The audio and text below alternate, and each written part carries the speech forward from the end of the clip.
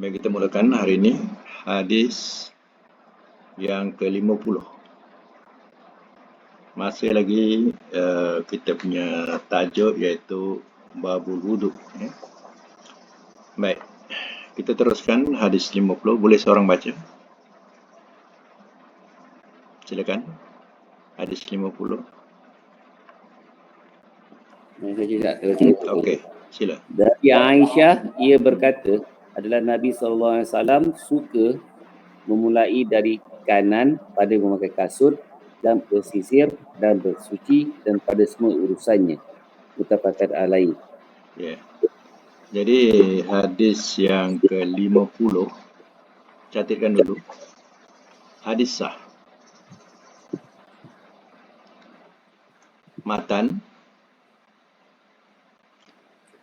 menganjurkan supaya kita selalu mendahulukan yang kanan daripada yang kiri.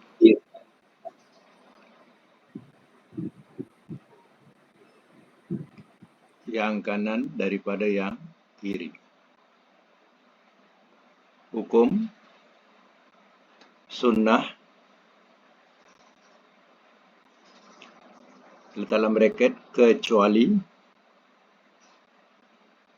yang ditentukan oleh Nabi. Tutup bracket. Jadi dalam hadis ini bahawa Nabi suka memulai sesuatu dengan kanan.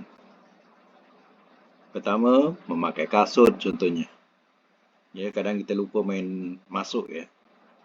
Sebenarnya salah satu sunnah kita pakai kasut mulakan dengan yang kanan. Dan begitu juga bersisir. Bersisir maknanya bersikat. Ya.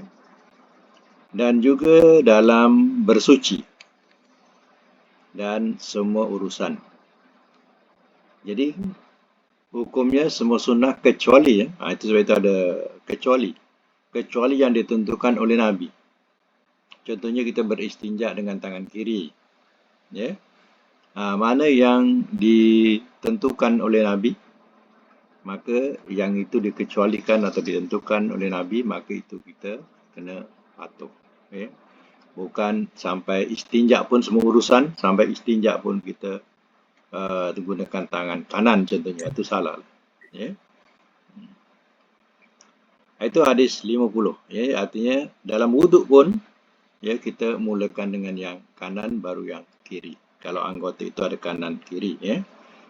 Okey, kita teruskan lagi. Kejap ya, teruskan baca. Cik Fadli. Buka mic ya.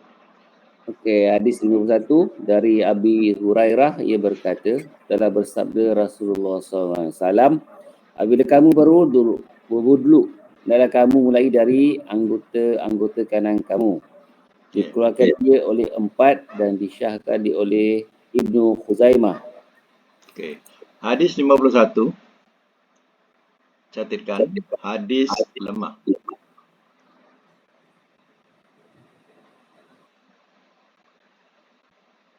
Hadis 51 hadis lemah. Matan dia menyuruh kita berkanan dalam berwuduk.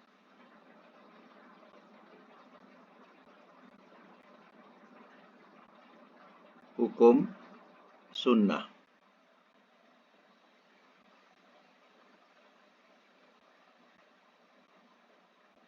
Walaupun hadis ini ya, dikatakan sebagai hadis lemah, tetapi hadis-hadis yang sahih ya telah menerangkan tentang ya Nabi memulakan dengan anggota yang wuduk. Jadi yang lemah ini ya boleh dijadikan sebagai dasar kerana ada penguat ya yang kuat. Kalau tak ada dasar yang kuat, kita tidak boleh gunakan hadis ini sebagai hukum. Tapi ternyata bahawa hadis-hadis yang sahih menerangkan Nabi berwuduk mulakan dengan anggota yang kanan, itu sudah cukup menguatkan. Jadi yang lemah itu boleh dipakai kerana ada yang kuat. Baik, hadis 52, teruskan. Buka amat. Hadis 52 dari Mughirah bin Syu'bah. Bahawasanya Nabi SAW telah berwuduk dan mengusap di ubun-ubun dari atas sorban dan 2 sarung kaki. Dikeluarkan dia oleh Muslim. Ya. Hadis 52, catatkan ya. Hadis 52 sah.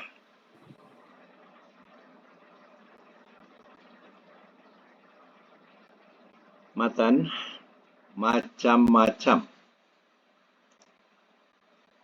cara mengusap kepala. Macam-macam cara mengusap kepala. Ada A, B, C, D ke bawah.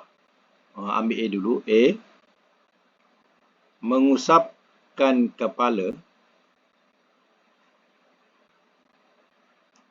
di atas ubun-ubun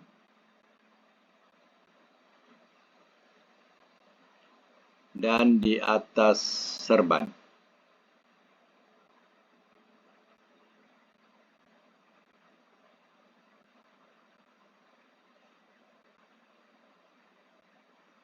B, mengusap pada sebahagian kepala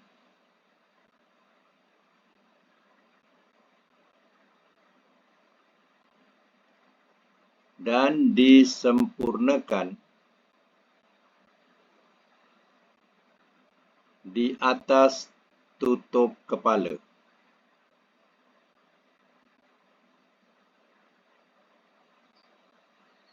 C, mengusap di atas serban atau pada tutup kepala keseluruhannya.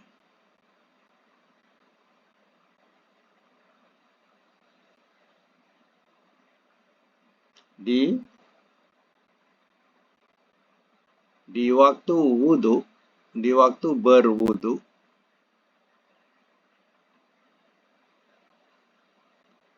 boleh mengusap di atas serban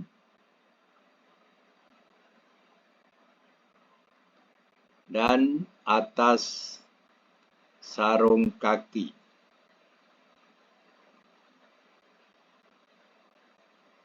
Nokta. Hukum sunnah muhayyarah. Mim hoya alif rota marbutah muhayyarah.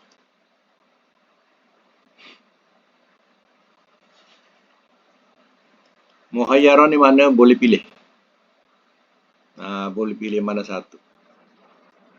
Sebab itu kena faham Terkadang kalau kita ambil satu hadis, kita kalau pakai serban, kita kena buka serban kita. Kalau pakai tudung, kita kena buka tudung kita. Jadi satu, kalau kita ambil satu hadis, nampaknya kita terpaksa buat macam tu. Tetapi dalam hal menyapu ini ada kelonggaran menyapu kepala. Kalau misalnya kita pakai serban, macam serban orang-orang Iran ni, serban dia berlilit tebal. Padahal serban kita ni kecil tapi kalau tengok serban orang-orang Iran ni, bukan main lilit dia. Macam sing, macam serban sing. Macam itulah.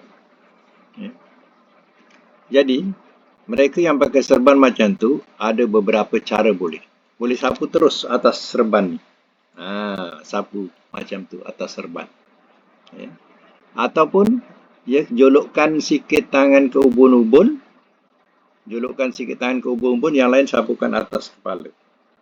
Macam tu, atas penutup kepala. Kalau dalam peperangan, biasa ada topi, topi besi. Ya, mereka tak buka topi besi tu, mereka boleh sapu atas topi besi tu. Macam tu. Ini orang yang tak faham mengait tentang hal kelonggaran-kelonggaran berwuduk. Kalau perempuan pula bagaimana? Kalau perempuan dia dalam tempat yang tertutup, dia bolehlah buka dia punya tudung, kena tahu. Tapi kadang kalau seandainya tempat berwuduk tu terbuka, maknanya orang lelaki bukan ajnabi boleh nampak. Jadi pada masa itu dia wajib berwuduk juga. Jadi cara berwuduk dia pakai juga tudung. Ya, dia boleh jolokkan sedikit pada hujung tudung bawah tudung yang depan tu, kemudian lainnya sapu atas tudung. Macam tu ya. Jadi hal yang macam ini hendaklah kita ketahui atau tahu supaya kita rasa begitu mudah kita melakukan agama atau melaksanakan suruhan agama ini. Kalau yang jahil tak ada ilmu, kita tengok macam mana. Dia berwuduk tempat yang terdedah dulu RNR ni. Ada setengah yang dulu ada jalan ke KL ni RNR nilai Masa itu dia punya tempat wuduk terbuka. Bila orang perempuan berwuduk, dia semua buka tudung. Jadi orang yang ada kat situ semua boleh nampak. Ini dia tak ada ilmu. Jadi hal macam ni kita kena tahu. Sebenarnya tak perlu buka tudung. Kita sapu sedikit pada ubun-ubun, teruskan sapu pada atas tudung kita. Kan senang. Jadi begitulah pentingnya kita belajar. Sebab itu kalau lelaki dengan serban dia lah, dengan penutup kepala. Kalau perempuan dengan tudung dia. Tudung tu boleh buka kalau tempat tu tertutup, tempat wuduk tertutup dia buka, dia sapu atas kepala dia, di atas rambut dia. Tetapi masalah ni kadang macam tu saya cerita. Kalau seandainya tempat wuduk tu tempat yang terbuka, tempat-tempat yang perhentian-perhentian yang tempat wuduknya tak ada dinding. Jangan kita nak dedahkan pula aurat kita. Murah sangat kita nak dedahkan. Halal pula masa itu kita nak dedahkan. Salahlah kita, tak ada ilmu. Baik kita teruskan lagi. Selanjutnya 50. Okey, dari Jabir bin Abdillah tentang sifat haji Nabi SAW telah bersabda Rasulullah SAW, mulai dengan apa yang Allah telah memulainya. Dikeluarkan dia oleh Nasa'i demikian dengan lafaz perintah dan hadis itu di sisi Muslim dengan lafaz khabar. Baik. Hadis 53 sebelum 53 tu satu lagi yang tersebut dalam hadis 52 saya tak terangkan tadi, iaitu Nabi menyapu serban dan khuffaini, iaitu dua sarung kaki. Mana kalau kita pakai sarung kaki, maka contoh stokin kalau stokin kita tak nak buka stokin tu, kita sapu atas stokin saja ketika kita berwuduk, bukan basah bukan basahkan. Hanya tangan yang basah tu tadi, yang tak menakung air kita sapukan atas stokin kita. Yang perempuan pun sama juga, kalau tak buka stokin tu, sapu atas stokin. Tapi kalau seandainya kita memakai kasut, biasa lelaki, askar dan sebagainya, mereka pakai kasut bertali-tali panjang, susah nak buka. Jadi pada masa itu kalau dia berwuduk, tak payah buka kasut. Dia sapu atas kasut itu saja. Semua boleh cuci, tapi bila sampai kasut, dia sapu atas kasut saja. Bukan tapaknya ya. Atas kasut sahaja. Itu caranya. Itu kena faham tu. Tapi kalau kita pakai stokin, itu juga sarung kaki. Tak nak buka, kalau tempat yang negara sejuk, kita pergi negara sejuk, ya, kita buka stokin, ya, mau kita punya kadang kaki kita kecut, ya, terlampau sejuk. Jadi tak payah buka stokin, bila kita wuduk, kita sapu atas stokin. Ya. Macam tu. Yang ke-53 kita catatkan. Ya. Hadis 53, hadis sah. Matan, wuduk itu dianjurkan tertib menurut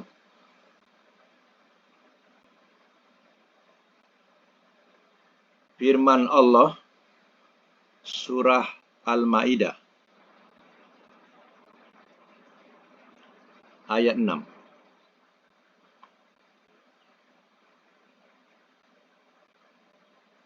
Hukum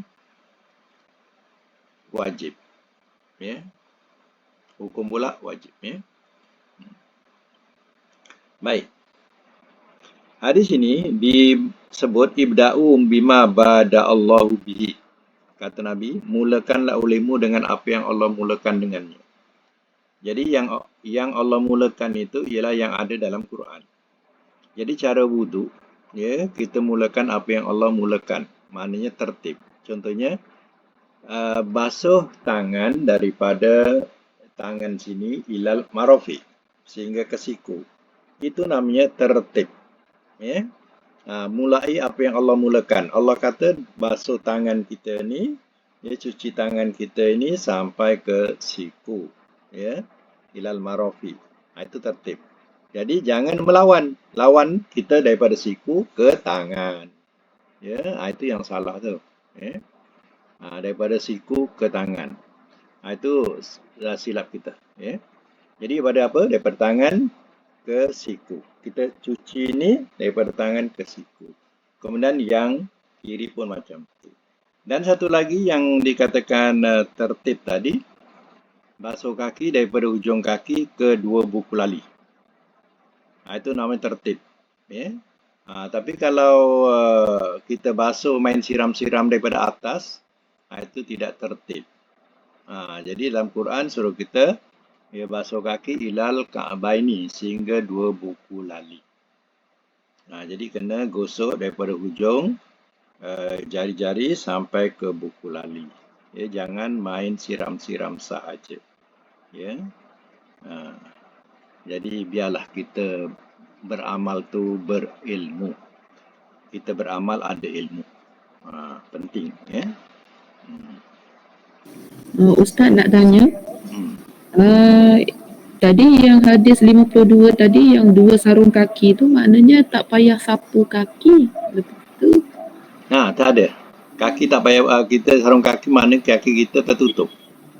Tak bermakna hanya dalam keadaan yang terpaksa macam tu tak. Maknanya tak ada terpaksa. Kalau ikutkan, ada bab dia nanti kita akan datang. Bab khufain ni menyapu dua khuf. Mana menyapu dua khuf tu kalau kita musafir, dibolehkan kita tak tanggalkan sarung kaki selama 3 hari. Kalau kita musafir. Kalau musafir? Kita tak payah tanggalkan sarung kaki itu selama 3 hari. Boleh kita menyapu atas sarung kaki itu selama 3 hari. Tapi kalau kita bermukim, contohnya sesengaja jalan daripada KL ke Seremban ke apa, itu hanya 1 hari saja yang dibenarkan. Kalau di tempat sendiri, maknanya kita dibenarkan 1 hari saja. Kita akan sampai bab tu lah, bab menyapu dua khuf namanya. Ya. Ustaz nak tanya sikit lagi. Yang stokin tu, stokin biasa. Sebab setengah kata stokin yang tertentu je yang boleh sapu kat atas tu. Tak ada. Stokin biasa pun boleh. Sebab dikatakan sarung kaki ni tidak ada apa-apa tafsiran. Ya. Okey. Sarung Terima kasih. kaki ni sama ada stokin, itu kebiasaan, ataupun kasut. Ataupun kasut. Jadi kasut ni biasanya kalau kita dalam perjalanan yang tidak berkaitan dengan masuk dalam masjid. Jadi kita solat di tepi jalan dengan kasut kita pun boleh. Waktu kita musafir contohnya. Begitu juga ya, askar-askar macam tu jugalah. Dia boleh solat dengan kasut, dia tak payah buka. Itu memang ada hukum. Ya. Ada? Nak tanya lagi? Itu bab menyapu dua khuf. Okey, kalau tadi kita sambung teruskan hadis 54. Teruskan hadis 54. Dan daripadanya ia berkata adalah Nabi SAW apabila berwuduk mengedarkan air di atas dua sikunya. Dikeluarkan dia oleh Daraqutni dengan isnad yang lemah. Ya. 54 hadis lemah. Matan. Waktu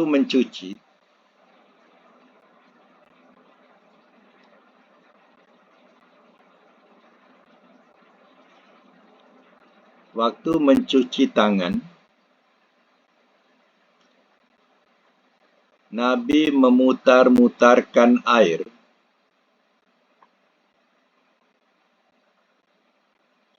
pada siku.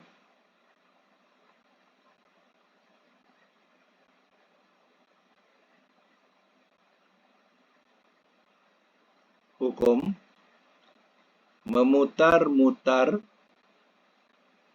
tidak wajib.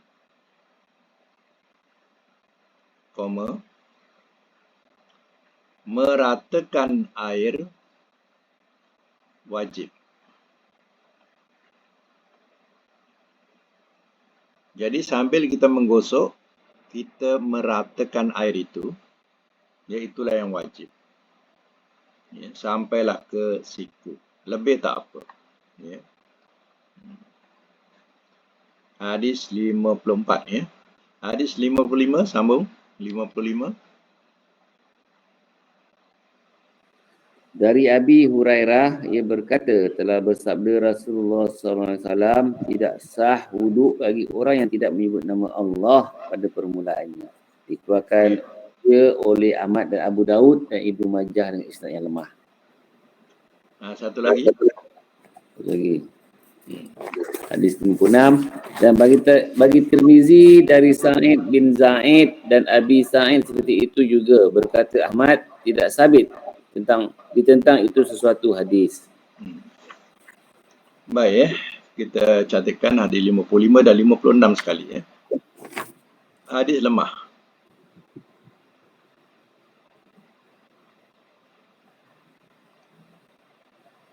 Dalam braket menjadi hasan, dalam braket ya, menjadi hasan li ghairihi lam ghin ya ro ha simpul ya, li ghairihi. Matan dia dianjurkan membaca bismillah ketika hendak berwudu.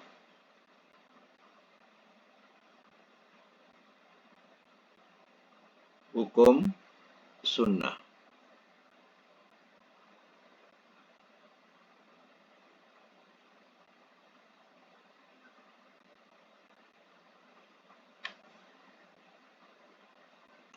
Baik ya, saya masuk mula. Hadis ini kedudukannya lemah. Tetapi dia jadi hasan. Hasan ni maknanya dah naik lemah ke hasan. Hasan tu baiklah. Ya, jadi kepada darjat hasan.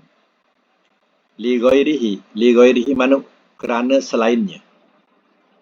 kerana selainnya. Sebab ada hadis-hadis lain yang menerangkan tentang Nabi memulakan dengan bacaan Bismillah.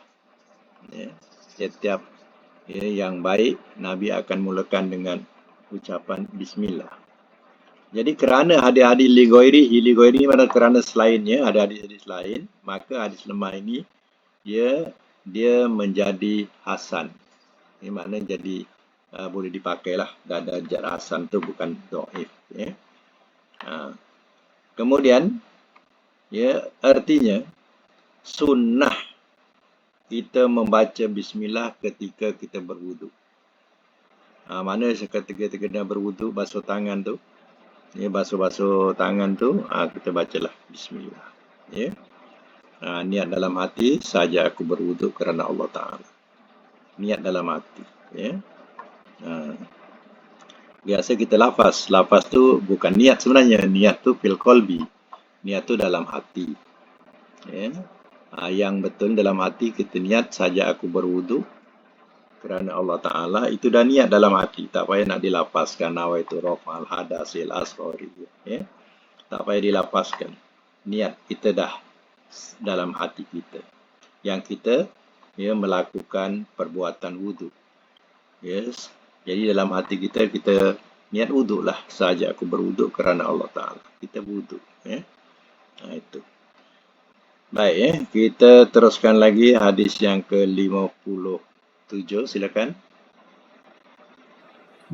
Dari Talha bin Musyarif, dari bapanya, dari datuknya. Ia berkata, saya lihat Rasulullah SAW pisahkan antara berkumur-kumur dan menaikkan air ke hidung. Dikeluarkan dia oleh Abu Daud dengan isnad yang lemah. Baik, 57 catatkan. Hadis 57 lemah. Matan, berkumur-kumur itu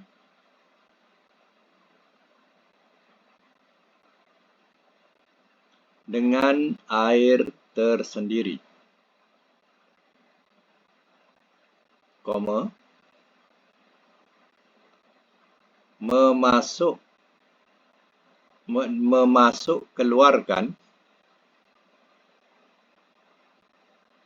memasuk-keluarkan air ke dalam hidung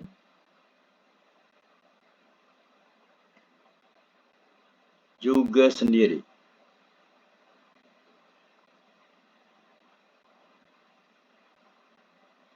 Hukum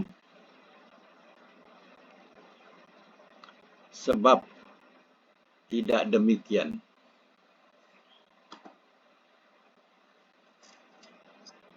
Dalam braket, sekali jalan.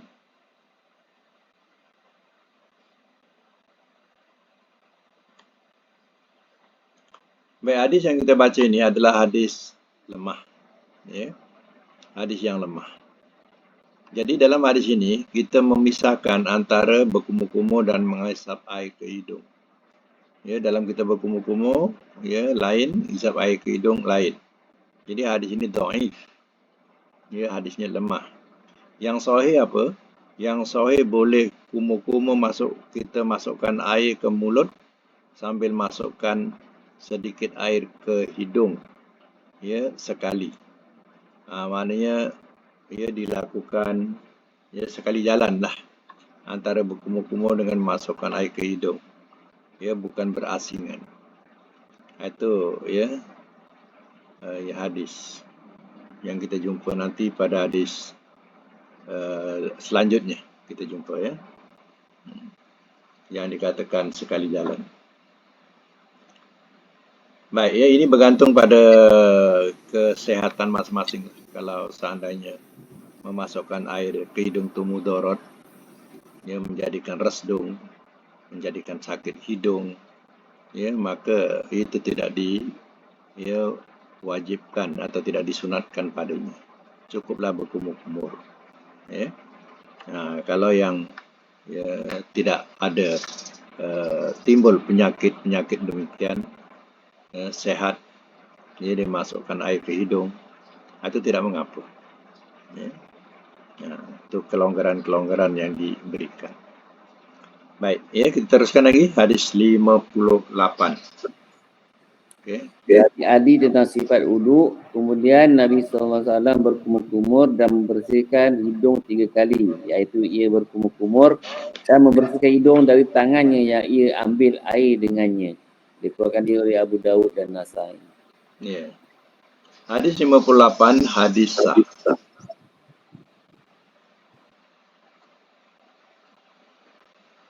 Hadis sah. Matan berkumur-kumur dan membersihkan hidung adalah dengan sekali jalan.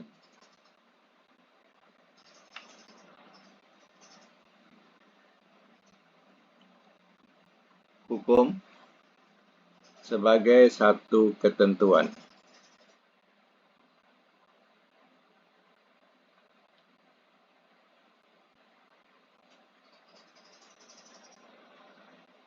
Hadis 59. Teruskan. Ya, 59. Dari Abdullah bin Zaid tentang sifat wuduk, kemudian Nabi SAW masukkan tangannya lalu berkumur-kumur dan menaikkan air ke hidung dari satu tangan. Ia berbuat demikian 3 kali. Muttafaqun alaih. Ya. Baik, hadis 59. Hadis sah. Matan berkumur-kumur dan membersihkan hidung itu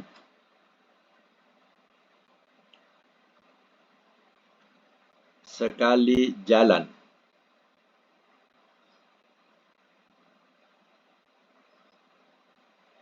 Hanya dengan tapak tangan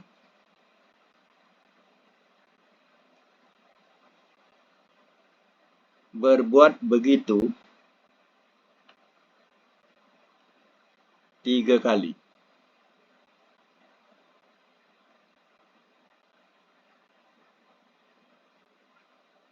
Hukum sebagai satu ketentuan.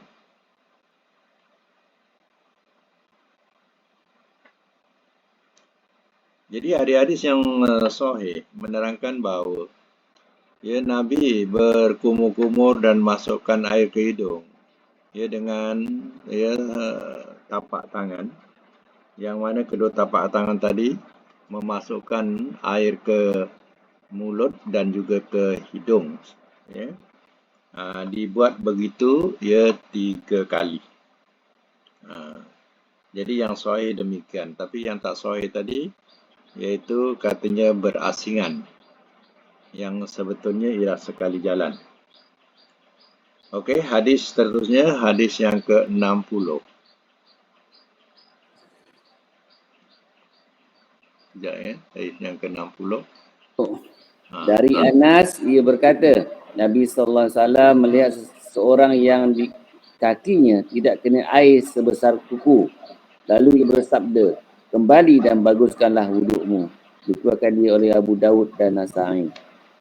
Baik, hadis yang ke-60, hadis sah. Matan, sesudah berwudu,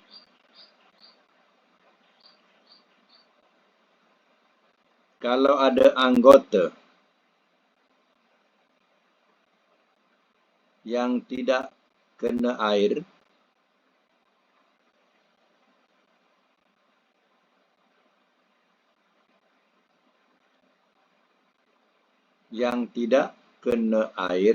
boleh diulang wuduknya dalam braket, boleh juga disiram saja yang tidak terkena air.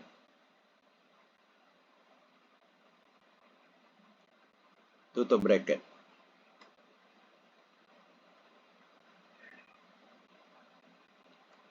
Hukum wajib membersihkan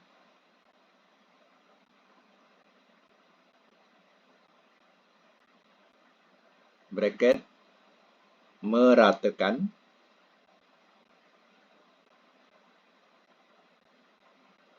tutup bracket caranya mubah.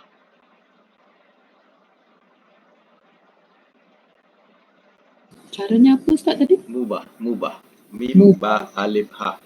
Mubah. Ha pedas ya. Mim, ba, alif, ha. Ha pedas. Mubah ni maknanya harus. Ya. Artinya, kalau kita berwuduk, kebetulan pula kita nampak ya ada sebesar duit 10 sen tak kena air. Ya, contohnya kita nampak mengilat biasa sisa ikan lah contohnya. Tak kena air tempat yang terlekat sisa ikan itu. Ya, maka kita boleh ulangi wuduk kita ataupun kita cuci tempat yang tak kena air tadi. Ada dua pilihan, sama ada nak mengulangi ataupun hanya bersihkan tempat tu saja. Yang tak kena air, kenakan air pada tempat itu. Itu ya, kalau seandainya dah berwuduk baru ternampak benda tu tak kena wuduk, tak kena air wuduk. Ya. Itu ya di antaranya yang perlu kita ketahui. Lagi yang 61. Dan daripadanya ia berkata adalah Rasulullah SAW berwuduk dengan satu mud dan mandi dengan satu syak hingga 5 mud, muttafaqan alaih. Ya. Catatkan ya. Hadis yang ke 61 hadis sah.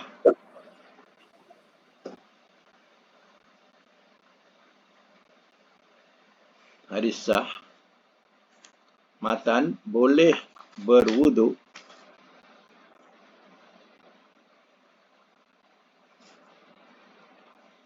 dengan air sedikit.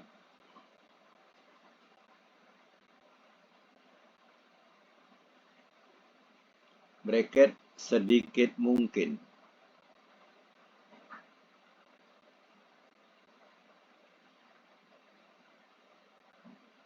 Hukum mubah.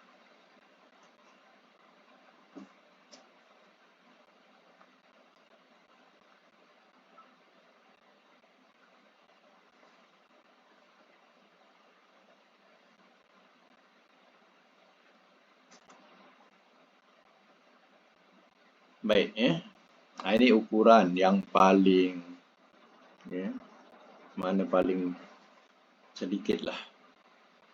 Kalau kita tengok wuduk ni, ya, kita kena faham ya bahawa hukum wuduk ini turunnya di tempat yang tidak ada air, yang susah air. Ya, bayangkanlah kalau kita tengok macam mana perigi-perigi yang dahulu yang ditinggalkan di Mekah ataupun di Madinah. Ya, kita lihat perigi itu dia cukup dalam sampai sayup ke mata memandang. Nak tengok dalamnya perigi itu. Ya. Sayup mata kita memandang. Mereka gali untuk dapatkan air. Ya. Jadi ya, air itu dicedok. Ya, kat rumah hanyalah baldi-baldi, ibarat kita sekarang ni baldi-baldi. Simpanan air itu dalam baldi-baldi. Macam itulah. Jadi mereka berwuduk cukup jimat. Ya. Bukan seperti kita ni kira mewah air. Jadi kadang curahan air tu kalau kita tadah lebih satu baldi pun ada kalau nak ikutkan. Ya. Jadi dalam ukuran ini, ya, Nabi berwuduk diterangkan dalam ayat ini, ya, hadis ini adalah Rasulullah SAW berwuduk dengan satu mud dan mandi dengan satu sok. Satu mud, satu cupak. Satu sok, satu gantang.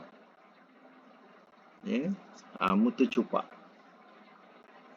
Jadi ya, kalau sok tu satu gantang. Nabi boleh mandi ya dengan air satu gantang. Kalau kita baldi yang kecil tu, ada baldi yang sedang ya. Biasa untuk dibuat mencedok, cukup ya, mandi dengan itu dah cukup ya. Sehinggalah katanya ila khamsati amdad, sehingga 5 mud katanya, 5 mud ya. Jadi satu mud ya, satu lebih kurang katanya 2 tapak tangan yang sedang ya. Jadi pendek kata, kita katakan macam mana ya, air mineral yang kecil tu, botol kecil tu, itu pun dah cukup ya untuk berwudu ya.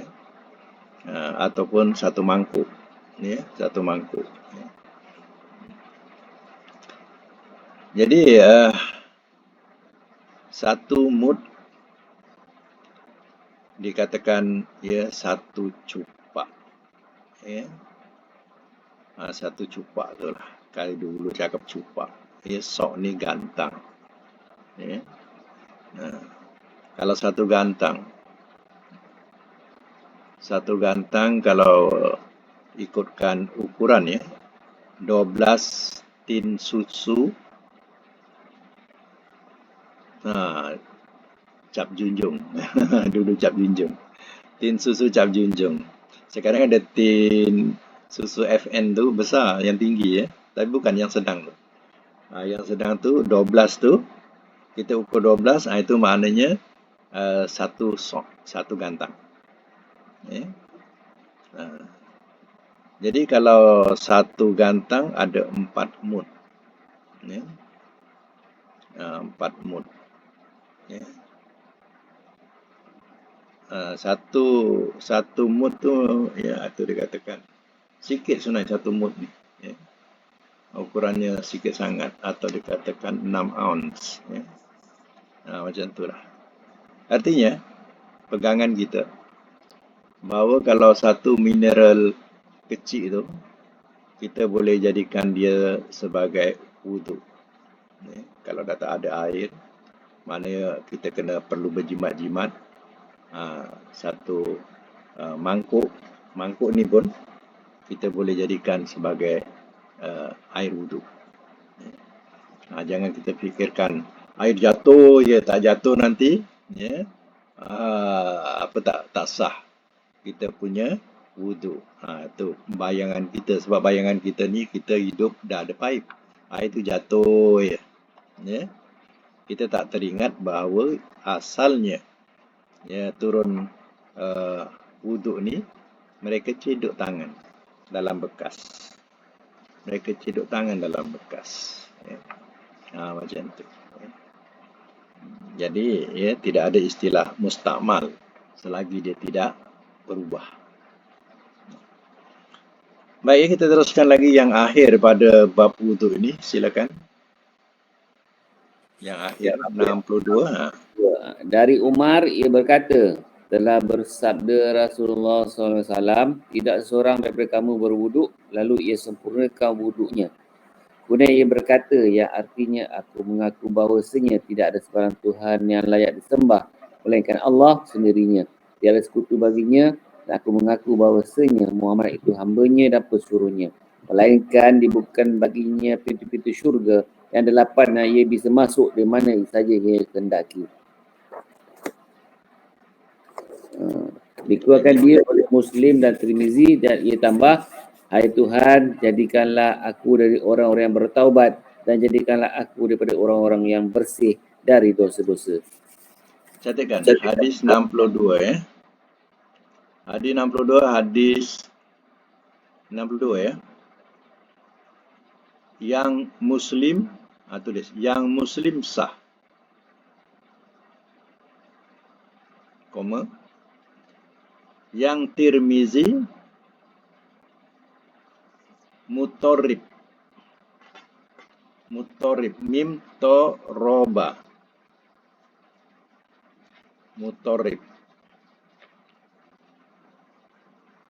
Matan. Sesudah berwudu,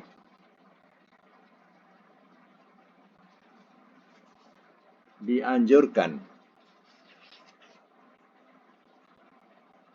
membaca doa.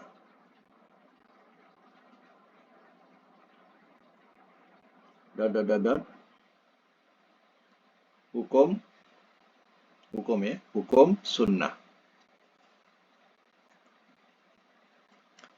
Baik, ini ada dua hadis ya. Dalam hadis 62 ni, satu hadis riwayat Muslim, yang hadis riwayat Muslim bila kita dah habis selesai berwuduk, kita baca ya lafaz ini. Ya, cuba tengok dan ikut kalau boleh ya. Baris yang kedua tu asyhadu alla ilaha illallah wahdahu la syarikalah. Ya, asyhadu alla ilaha illallah wahdahu la syarikalah wa asyhadu anna Muhammadan abduhu wa rasuluh. Sampai situ. Ini yang sahih. Kita baca lepas wuduk ya. Asyhadu alla ilaha illallah wahdahu la syarikalah wa asyhadu anna Muhammadan abduhu wa rasuluh. Dan aku bersaksi bahawa si Muhammad itu hambanya dan rasulnya. Ya. Jadi ucapannya apa? Asyhadu alla ilaha illallah lagi. Wahdahu la syarikalah. Wa asyhadu anna Muhammadan abduhu wa rasuluh. Sampai wa rasuluh. Ya.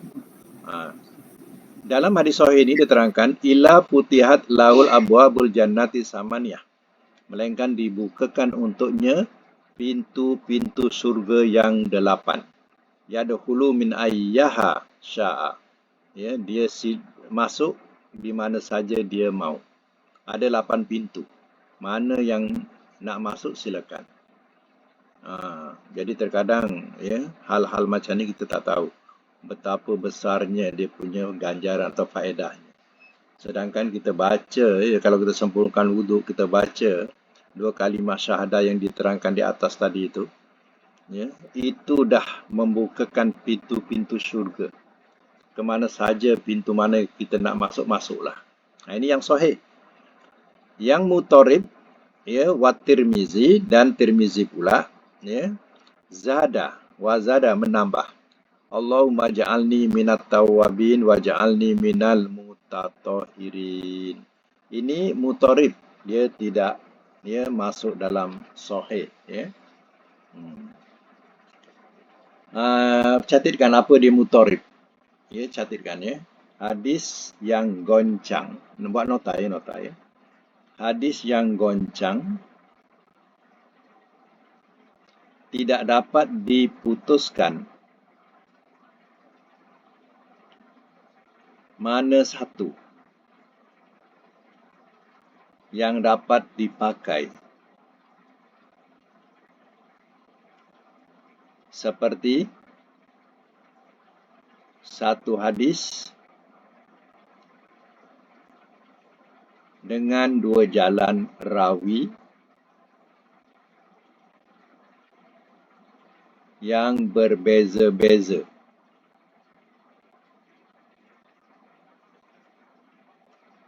Padahal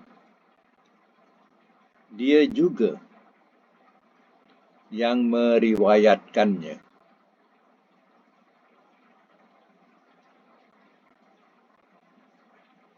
Begitu juga kalau berlaku pada matannya.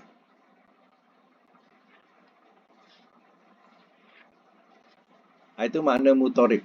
Artinya serengkasnya hadis ini goncang. Artinya yang baik, yang sahih, kalau nak dibukakan pintu-pintu syurga yang 8 ni, lepas ambil wuduk, asyhadu an la ilaha illallah wahdahu la syarikalah wa asyhadu anna Muhammadan abduhu wa rasuluh. Ini yang sahih, yang dibukakan pintu-pintu syurga 8. Ya. Jadi sekadar itu, ya, amalkan.